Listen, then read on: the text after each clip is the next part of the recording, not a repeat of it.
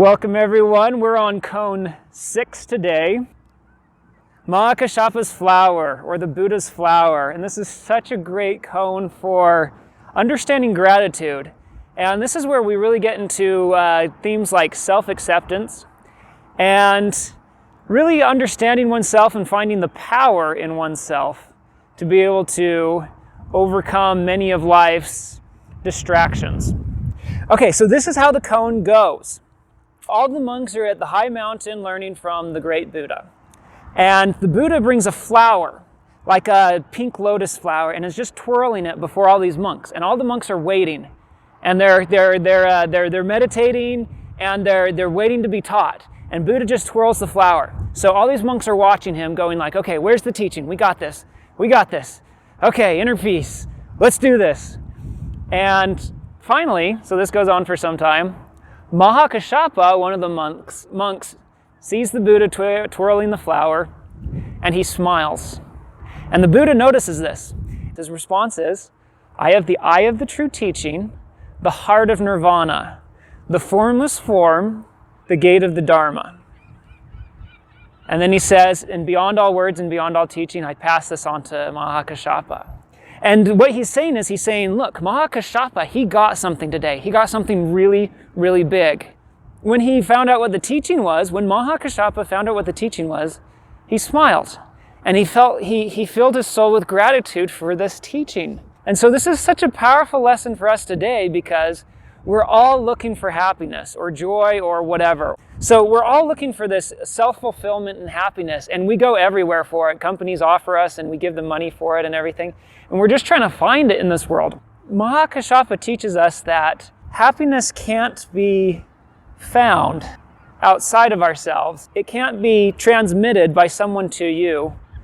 You have to find it yourself, and you have to find it within yourself. And so this is a really powerful lesson to help us understand, first off, the power of gratitude. So when Maha Kashyapa smiled, he's rejoicing in the experience with the Buddha. So just picture it this way, okay? So the Buddha's up there and he's twirling his flower.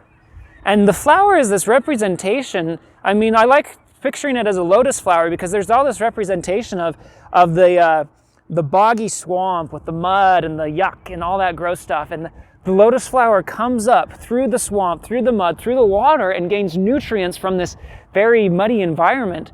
And it comes out and it receives the sunlight from the heavens, and it brings it down, and it comes forth into this pink, beautiful flower. And so what happens is the Buddha takes this flower and he's twirling it, and it's a lesson in life. It's a sign to the monks to rejoice in the beauty of existence and in the divinity of the present moment. And Maha Kashyapa realizes this to some extent, and he smiles because he recognizes it. And so that's what the Buddha saw. The Buddha saw that Maha Kashyapa recognized and rejoiced in the existence of the flower just like him. And so that's the power, that's the lesson of this koan, that we can rejoice. We can rejoice in the existence of the moment, and we can find our formless form, we can find our meaning of our being when we can rejoice in the existence of the moment and when we can be grateful. Here's a tip that I think you should try.